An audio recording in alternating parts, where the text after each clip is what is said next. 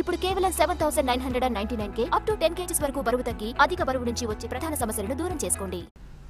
Phone tapping వ్యవహారంలో అన్ని విషయాలు బయటకొస్తాయని అన్నారు మంత్రి శ్రీధర్ బాబు. ట్యాపింగ్, అవినీతిపై సమాధానం చెప్పలేకే కడియం కావ్య పోటీ నుంచి తప్పుకుని కాంగ్రెస్లో చేరారన్నారు శ్రీధర్ బాబు. తప్పు చేసిన వారు శిక్ష అనుభవించక తప్పదని స్పష్టం చేశారు.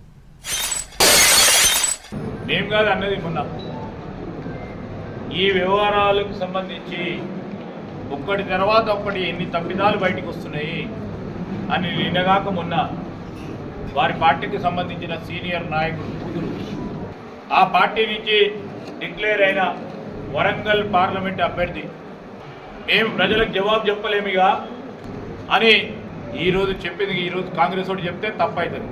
వాళ్ళ పార్టీలో ఉండి ఇన్ని తప్పిదాలు జరిగినాయి.